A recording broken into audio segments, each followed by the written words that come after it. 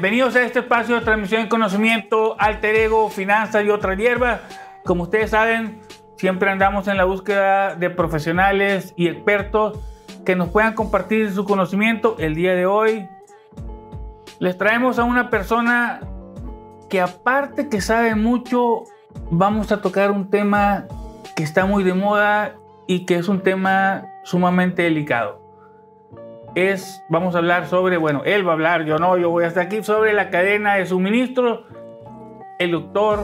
Está con nosotros el doctor Gilberto Bacheliu. Bienvenido, Gilberto. Muchísimas gracias y un gusto pues estar contigo en este espacio, ¿verdad? Conversatorio, para hablar de estos temas que son importantes y que a mi manera de ver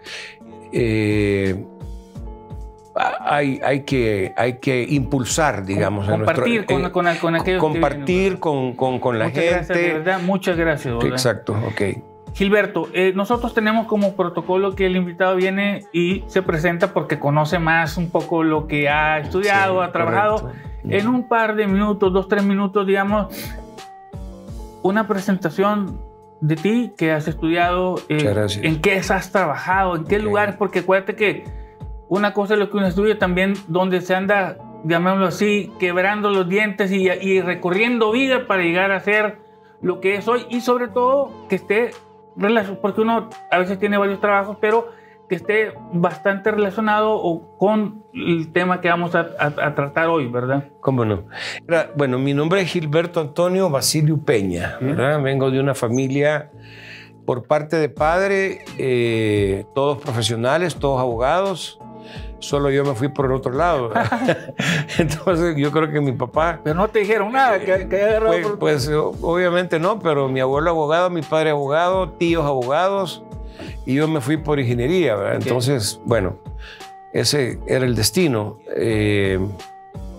Sí me gradué de ingeniero en productividad industrial, ¿verdad? Pero luego yo sentí que hacía falta algo, ¿no? Y dije, bueno, voy a seguir estudiando. Voy a complementar el estudio de ingeniería con administración de negocios, porque obviamente son carreras complementarias, ¿no? Correcto. Bastante complementarias. Posteriormente se me presenta la oportunidad de sacar en realidad es un máster en logística del Latin American Logistics Center, ¿verdad? Ahí conozco yo por primera vez la palabra logística. Aparte de que ya la había escuchado en el ámbito militar, que todos sabemos que de ahí proviene. Proviene, correcto. ¿Verdad? Sí. Posteriormente a eso decido continuar mis estudios y me gradué en una maestría en finanzas, porque entendí que si yo no captaba los números, agarraba ahí, claro, por ejemplo, qué es el capital de trabajo, cómo lo conforman, qué es la rotación de inventario, todo va a pegar a la contabilidad. Sí. Y si tú no entendés eso y no lo dimensionás, no puedes tener una idea ni calcular cuánto te puede costar una unidad o una bodega, o manejar un bulto, o cuánto te va a costar entregar un bulto a un cliente. Sí, claro. Dato que es importante y lo vamos a ver en el momento de que estudiemos la parte de los indicadores de desempeño. Y por último se me presenta la oportunidad pues, de estudiar un doctorado en la Universidad de Georgia. Así es que eso es en la parte académica. Muy sólida, debo decir de que sí sacrifiqué parte de la vida, de la familia y todo, porque había que estar en el trabajo, pero también había que estar en el estudio, ¿no? Sí. Pero yo sabía que yo necesitaba hacer esto porque logré visualizarme a esta edad que estoy ahora. Tú llegas ahorita con todo mi currículum a una empresa y te dicen, mire, pero es que usted ya está viejito. Increíble, la verdad es que... A usted ya no, ¿verdad? y tenés un bagaje de conocimientos y estás actualizado. Entonces yo me visualicé hace muchos años y dije, no, yo la última etapa de mi vida, que no sé cuánto va a durar, la tengo que hacer trasladando conocimiento. Okay. De lo que yo he aprendido, lo que yo he vivido, lo que a mí me ha ido mal, porque hubieron cosas que me salieron mal para aprender y las cosas que me salieron bien para volverlas a hacer, ¿no? Así es que eso es en la parte académica. Y luego en la parte, yo divido mi vida profesional en 2 etapas. Cuando fui, digamos, empleado, sí, y en parte de ser empleado también me metí a... Y aquí pues tengo yo que agradecerle mucho a la Asociación de Gerentes de Guatemala, que yo llegué a tocar las puertas, como se toca la puerta en cualquier lugar, sí, con el temor de que me dijeran, no, mire, aquí solo guatemaltecos o lo que sea. Y mi sorpresa fue que me pidieron mi hoja de vida y yo súper contento la llevaba en aquel momento pues en físico. Y me pasaron una serie de entrevistas y me dijeron, nos parece bien, es un tema interesante, nosotros no lo hemos manejado como usted lo está planteando, porque entendemos que esto ha avanzado, nosotros lo hemos manejado por separado, así es que lo vamos a invitar a que nos dé una conferencia. Y ahí entro al mundo de las conferencias. Por eso digo yo que mi vida profesional es como de 2 etapas. Y trabajé 10 años en Delmed, aquí en El Salvador, una compañía multinacional que fabricaba productos médicos para hospitales.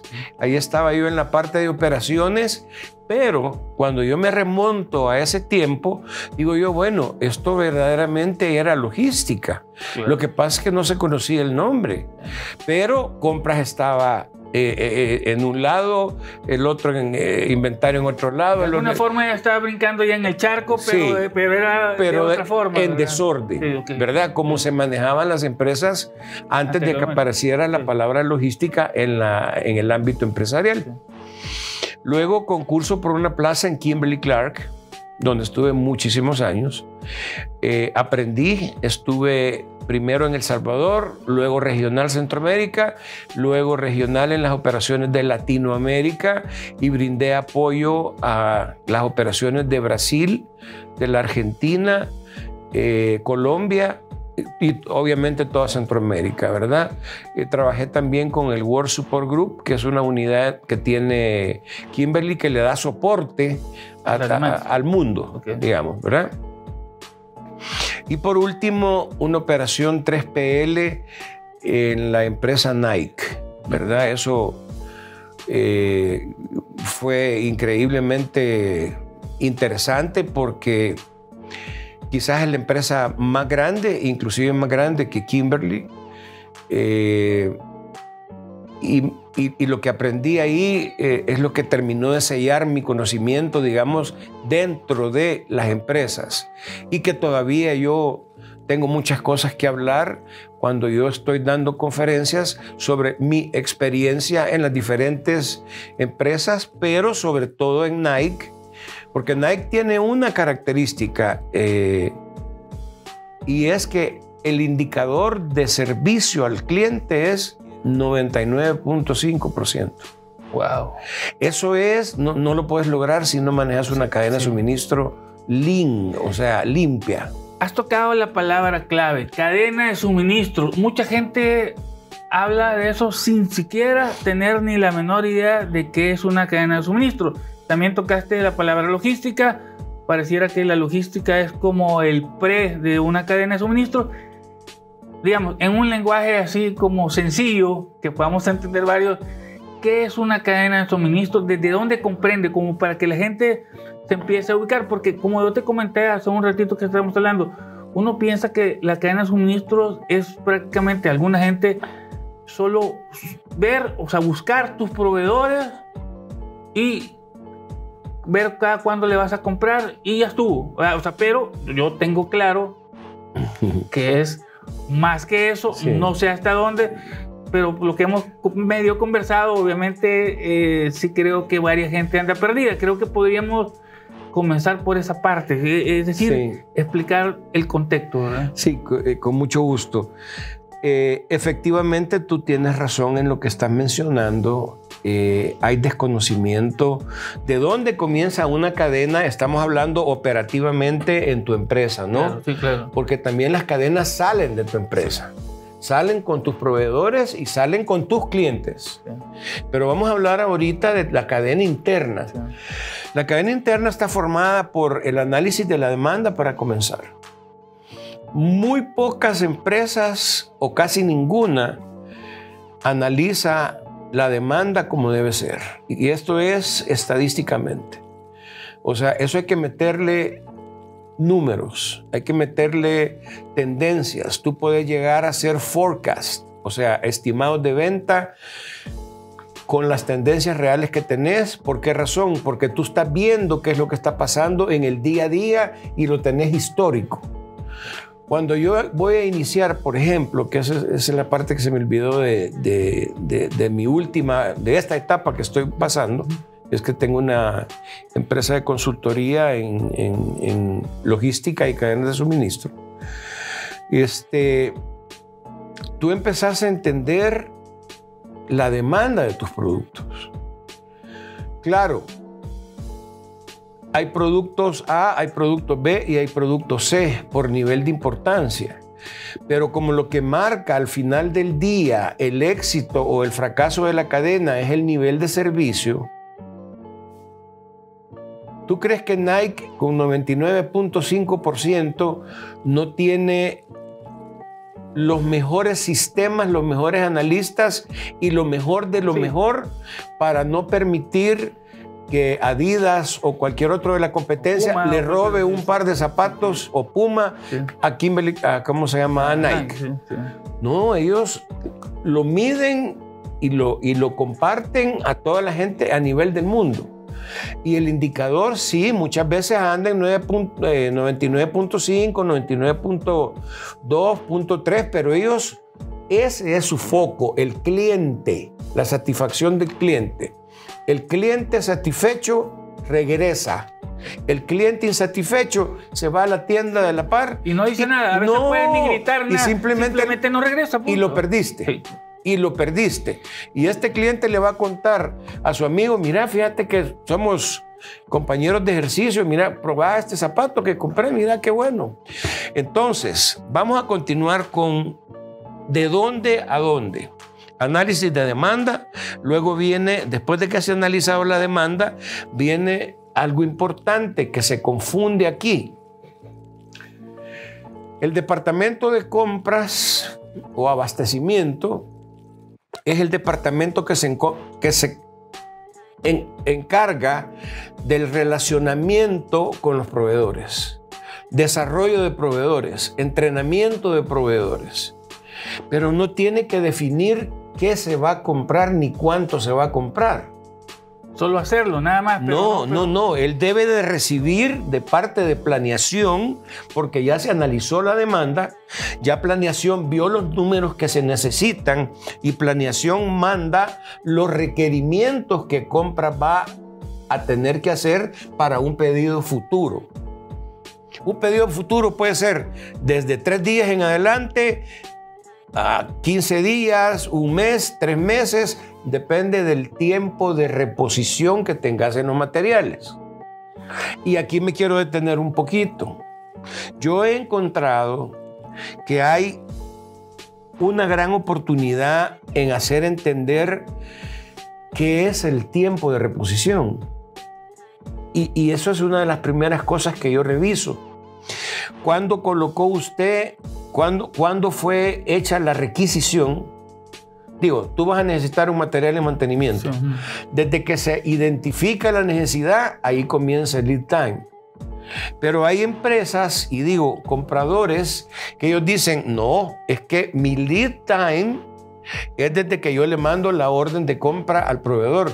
Estás equivocado. Desde ahí ya hay un error en el concepto. Desde ahí hay un error y estás... Porque eso esa orden de compra se debe ejecutar conforme a una planificación que ya se debió haber hecho. Y además de eso, vamos a pasar después de las compras, ¿verdad? Que ya hemos aclarado que tiene que ver con los proveedores, desarrollar los proveedores, integrar los proveedores, es decir, el proveedor es tu socio, el proveedor es tu aliado, él te va a solventar problemas, muchos que obviamente quizás tú no podés desde la compra, pero el proveedor sí te lo puede solventar.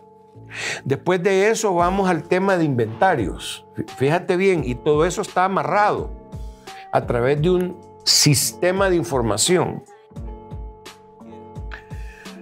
¿Cómo calculo yo los inventarios óptimos?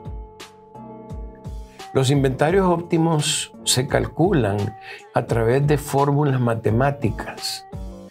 Y hay un modelo del doctor Wilson que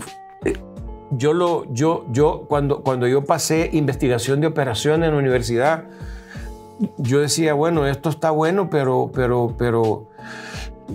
no lo miré con la óptica correcta que tenía que verlo en ese momento, sino fue hasta que ya estaba encima que tenía los inventarios y que de pronto me quedaba sin inventarios. Y yo decía, ¿por qué?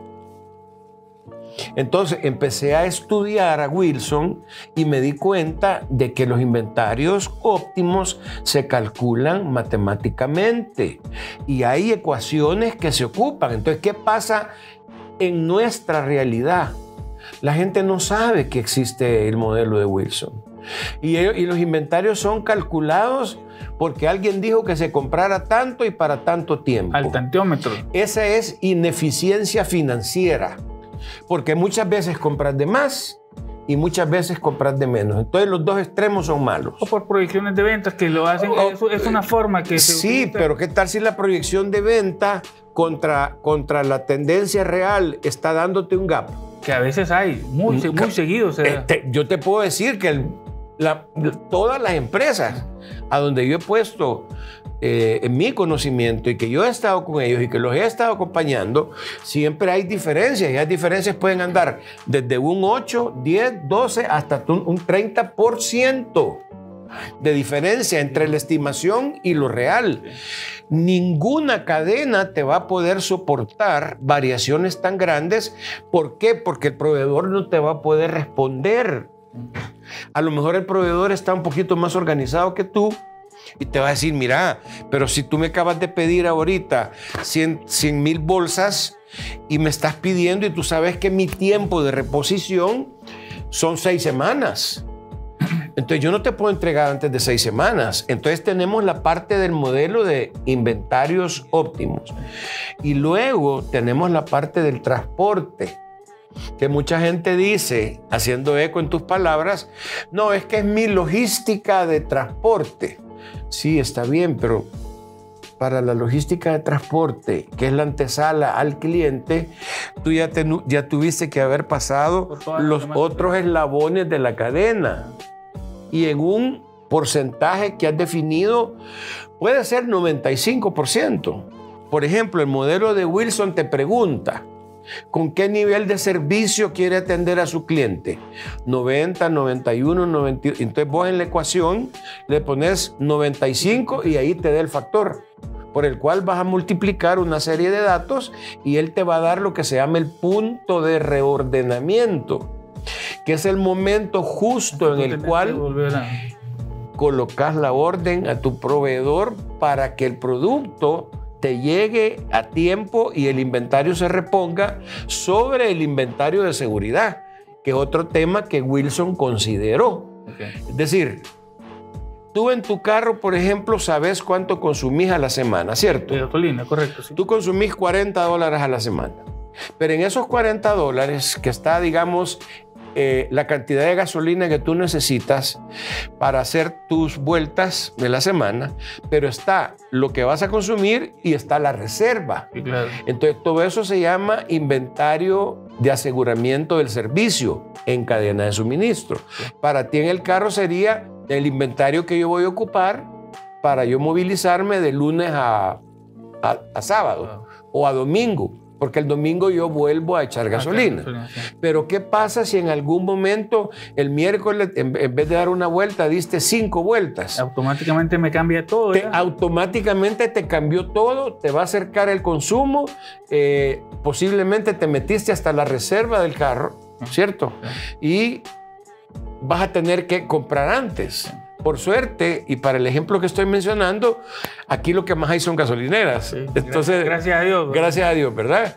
Y luego la parte de transporte. Okay. Todos sabemos, solo para terminar, todos sabemos que nosotros estamos viviendo un país caótico de transporte y eso no es solamente aquí. Hay excesivos vehículos, no tenemos los mejores sistemas. Nuestras ciudades, me voy a remontar a los tiempos de antaño, no fueron pensadas futurísticamente, ¿verdad? Porque tú sabes que para eso hay gente especialista que diseña y que van viendo. Claro, y que dicen, ok, miren, no veamos 5 años, veamos 25 años en adelante. ¿Tú te has puesto a pensar cómo va a estar nuestro país dentro de 25 años? Es bien difícil porque son muchas las variables que hay. Entonces, lo que estamos viviendo ahora del congestionamiento es parte de eso. Que no se logró visualizar. ¿Y eso en qué afecta a la cadena? Aquí vienen los arrastres y las situaciones. Se te hace más cara la cadena porque el transporte se te hace más caro, porque el camión está media hora esperando porque hay tráfico. Y entonces no te lo cobran. No, y no te lo cobran y no le pagas al transportista y tu cliente puede ser que esté molesto porque ya vas tarde con la mercadería. ¿Sí? Entonces, uno de los indicadores que es las entregas completas, que es la que te mencionaba yo, del 90 y pico %, se cae cuando le metes entregas perfectas en tiempo. Y en Estados Unidos así funciona, entregas perfectas en tiempo. Ese es el indicador. Aquí simplemente el pedido del vendedor no lleva, el cliente lo quiere a las 2 de la tarde. No, solo lo quiere el viernes. Sí. ¿A qué horas? Pues que viernes es desde las 0 horas hasta las 0 horas, ¿verdad?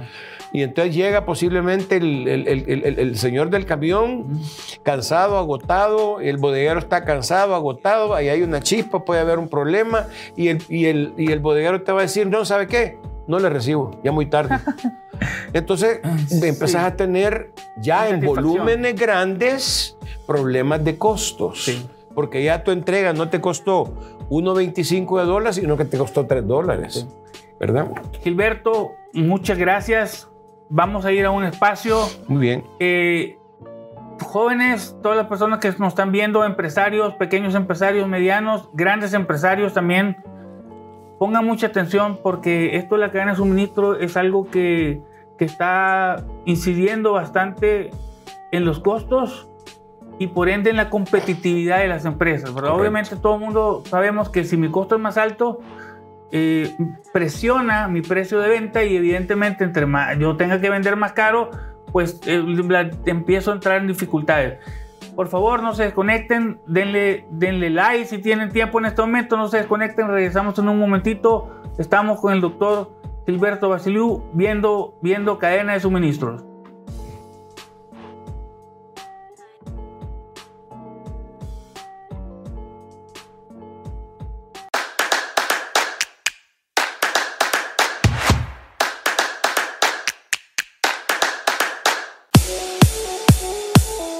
Un espacio para que hablemos relajados pero serios. Alter Ego, finanzas y otras hierbas.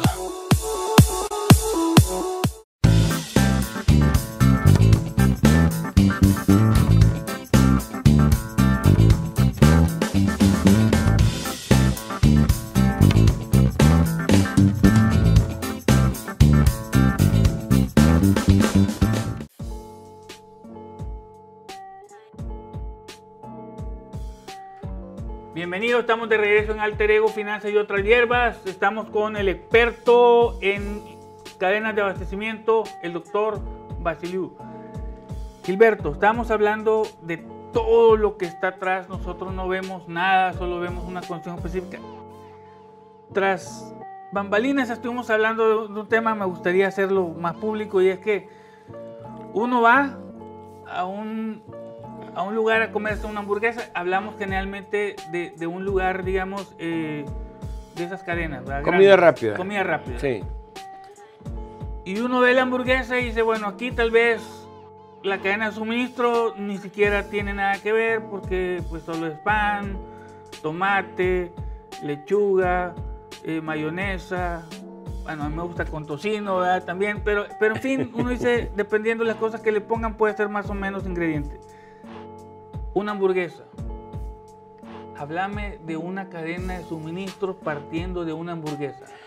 Ok, si yo estuviera en la industria de la comida rápida, especialmente en las hamburguesas, tengo que pensar, por ejemplo, que necesito pan.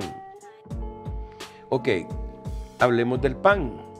¿El pan de qué se fabrica? De harina. Sí. El harinero tiene su propia cadena de suministro. ¿Y la harina de dónde viene?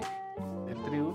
La harina viene del trigo. Por lo tanto, tenemos que meternos en el agro para saber quién va a ser o quién sería, porque si yo soy una empresa grande de comida rápida, yo tengo que saber hasta de dónde viene mi trigo por las especificaciones que yo voy a darle a mi consumidor. O sea, tengo que entender quién vende el pan, quién le vende la harina al panadero, quién le vende el trigo al que hace la harina y de dónde viene el trigo. Y te menciono un caso, por ejemplo. Ahorita estamos en una etapa difícil en el mundo porque estamos a las puertas y yo quisiera decirte que primero Dios no suceda, porque si sucede puede ser una cuestión devastadora, que el conflicto que hay entre Rusia y Ucrania se eleve de volumen, ¿verdad? Ahorita se han visto muestras, yo te enseño mis aviones, yo te enseño mis portaaviones, yo te enseño mis cohetes, pero todavía están en esa etapa. Primero Dios no pase. Ucrania cultiva el 13% del trigo del mundo. A la hora de desatarse un conflicto de mayor envergadura, si no es que ya está pasando, porque no salen los barcos. Entonces el trigo se queda en Ucrania y se pudre en las bodegas en Ucrania y se pierde. Entonces en algún lugar del mundo no va a haber trigo, porque es 13% del trigo del mundo.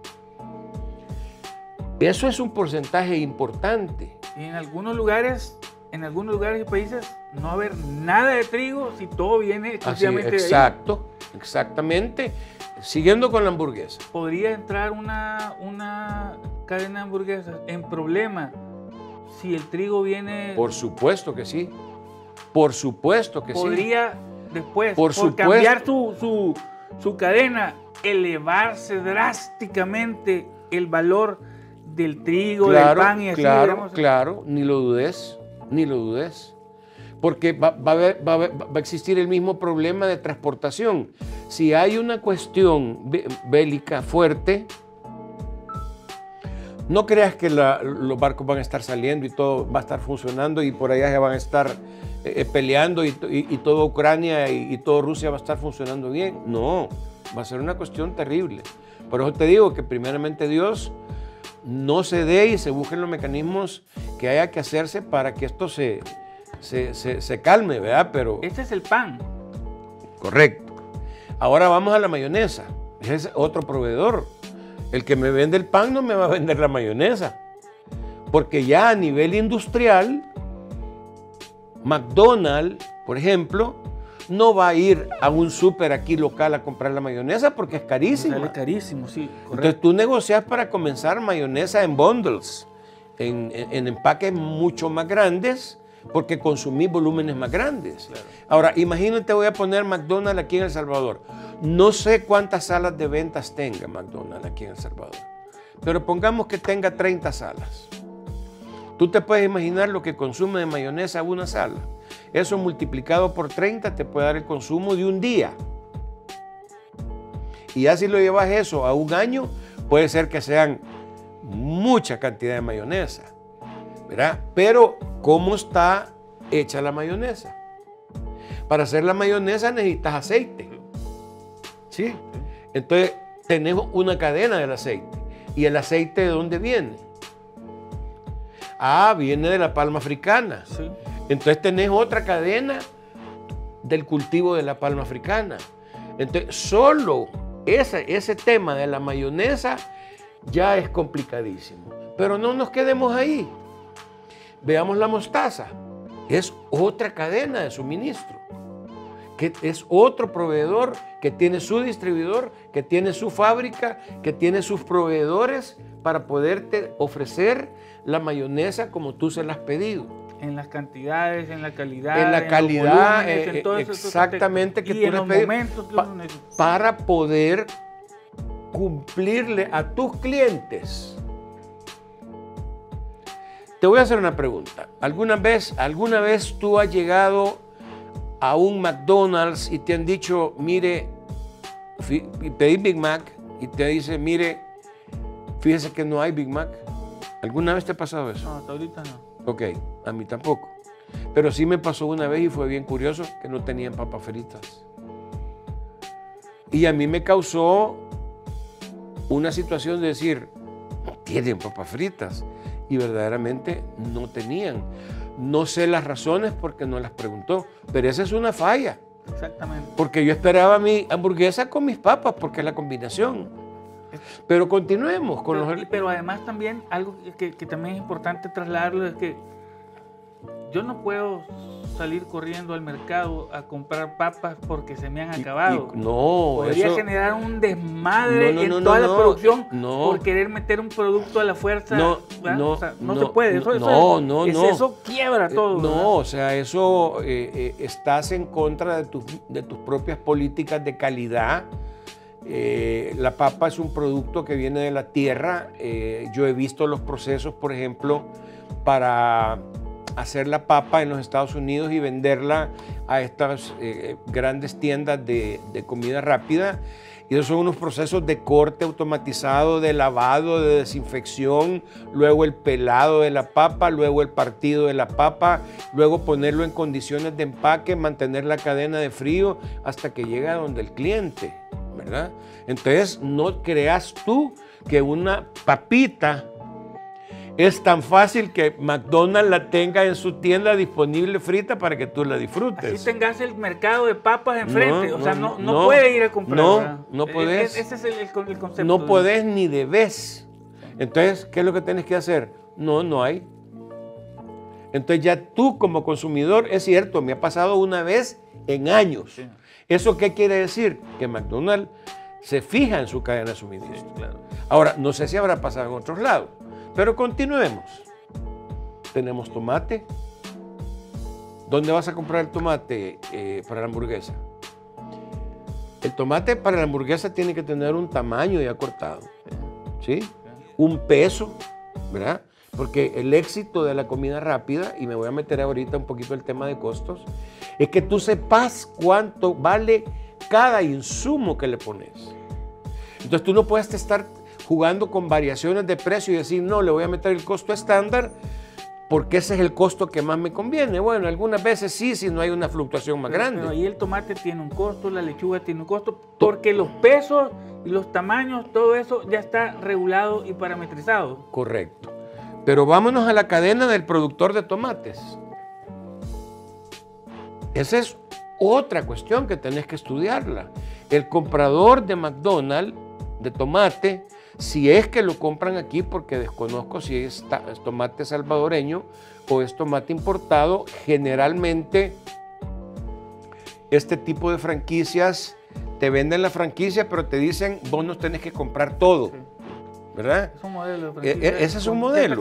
Hay distintos modelos. Hay distintos, es el modelo donde el abastecimiento, porque obvio, ellos se quieren asegurar que va a ser una hamburguesa comprada de calidad. En la Escalón va a ser exactamente igual que comprada en Santa Tecla. O en Soyapango, donde sea. Y el mismo sabor, el mismo peso, la misma utilidad, etcétera, etcétera, etcétera. Que comprada en Chile, que comprada, o sea, todo eso así es. se trabaja. Exactamente. Y luego Pensemos en la carne. ¿En la qué? En la carne. Ajá, sí.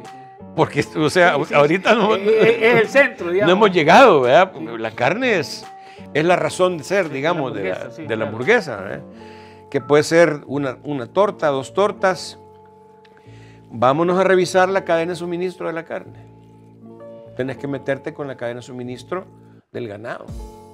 Y del ganado de crianza para carne. Yo estoy casi seguro que la carne que McDonald's usa aquí, y disculpen que mencione McDonald's, pero se me vino, es importada. Sí, por los estándares, ¿no? Por los estándares. Pero igual, allá para que un ganado esté ya a punto de destace, tiene que pasar no sé cuántos meses alimentándolo. O sea, ¿qué tal si la cadena de nutrientes del ganado falla? Y no estamos hablando de la carne, estamos hablando del alimento que le dan allá en las granjas de Estados Unidos. Entonces no le vas a poder dar alimento, la carne te va a salir con otra calidad. Sí. Y al venir donde el cliente siente el sabor, pues. Gilberto, una organización internacional, ¿verdad? No voy a decir el nombre, pero tú ya lo mencionaste, pero asumamos que ese staff que domina la cadena de suministros, ese grupo, esa dirección, no sé ¿qué debería tener para poder, porque o sea, estamos hablando de varias cadenas, estamos hablando de que algunas cadenas de suministro pueden ser más delicadas que otras, por ejemplo, en algunas entra mucho la cadena de frío y eso las vuelve todavía un poco más difíciles porque... Y más caras. Porque todo el transporte, digamos, no es lo mismo que pase parado una hora un camión normal que un camión refrigerado. Un reefer, entonces, correcto. Claro, entonces, obviamente, todas esas condiciones, me imagino que son vistas por todos los que gestionan la cadena de suministro. Por supuesto, así es. Y para terminar, también tenés un material de empaque donde te ponen la hamburguesa.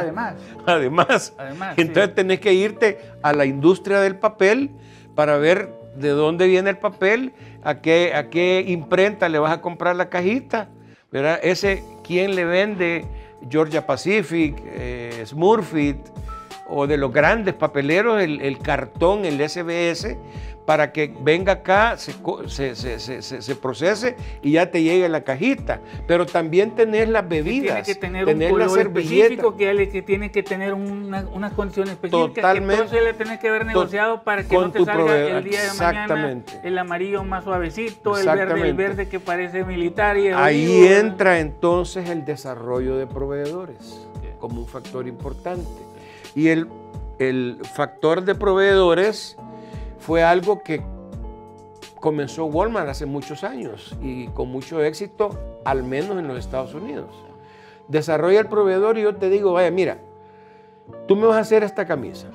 Yo la quiero así, con estos botones, y te das las especificaciones y quiero que me hagas 10 muestras. Ya las llevas, te las evalúan y entonces le vamos a hacer el primer pedido. Pero ya Walmart ya te metió en el sistema, ya te codificó, ya estás comunicado vía... Pero te van a ver hasta con qué máquinas estás cortando. O sea, no es así nada más. O sea, no, te van a ver la maquinaria, te van a evaluar los procesos. Nike tiene 720 maquilas alrededor del mundo y todas son inspeccionadas por personal de Nike, para que te des cuenta. Y hay códigos de conducta, hay una cantidad de cosas impresionantes que uno ni... Vos compras la camiseta con el swoosh de Nike y ni te imaginás de dónde viene la tela. Pero volviendo a la pregunta que me hacías, de la estructura, ¿cierto? De cómo debiese ser mínimamente, bueno, yo te podría responder que depende del tamaño de la empresa, ¿verdad? Las funciones siempre deben de hacerse, pero en una empresa, por ejemplo, donde yo trabajé por muchos años, regional en Centroamérica, imagínate, tenía 6 centros de distribución. 6 centros de distribución para los diferentes países. Un centro de distribución mínimamente cuenta con un montacargas y mínimamente, dependiendo de la cantidad y la mezcla de productos, pueden ser de 10 a 12 personas para el cargue y descargue de productos. Porque acordate que la planta está en El Salvador, el centro de distribución está en Guatemala. Entonces yo tengo que mandar productos de aquí a Guatemala. Entonces cargo acá y descargo allá. Lo mismo en Honduras, lo mismo en Nicaragua, ¿verdad? Entonces, mínimamente en esa oportunidad yo creo que llegué a tener cerca de 80 personas regionales. En esa empresa grande. Sí, pero denota la importancia de una cadena de suministro. Tú me decías un comentario que la cadena de suministros, el director o gerente de la cadena de suministros, su principal razón de ser es tener controlados para mantener el costo, pero también buscar bajarlo en algún momento. Por supuesto, claro. Esté bajo para ser competitivo. Es que la premisa, ¿qué pregunta más interesante la que tú has hecho? La premisa de la cadena es servir al cliente con el máximo nivel, valga la redundancia, de servicio medido como la satisfacción de que siempre vas a hallar tu producto al menor costo posible. O sea que tú nunca dejas de trabajar en costos en la cadena de suministro. Esa es una de las reglas. Y el doctor Porter así lo definía, ¿verdad? Máximo servicio, menor costo. Y quizás algo importante para las empresas. Exactamente eso te iba a decir. Para finalizar el programa, porque yo sé que este tema da para 2, 3, 4, pero para finalizar el programa, yo exactamente eso te quería pedir, que bueno que te me adelantaste, me estás leyendo eso. Quisiera que le dieras una recomendación. Yo sé que muchas empresas no lo tienen, no lo hacen, tienen un desorden que eso les genera un costeo más alto del que debería. ¿Qué podrías trasladarles para que ellos vean cómo pueden empezar a trabajar? Gilberto tiene su propia empresa, da servicios para, en algún momento lo quieren abordar, pero ¿qué les podrías trasladar para ir trabajando la cadena de suministros así, de una forma sencilla, corta? Interesante. Como ya dije, el doctor Porter dijo en el año 2000 que la competencia ya no iba a ser de empresa a empresa, sino que de cadenas de suministro a cadenas de suministro.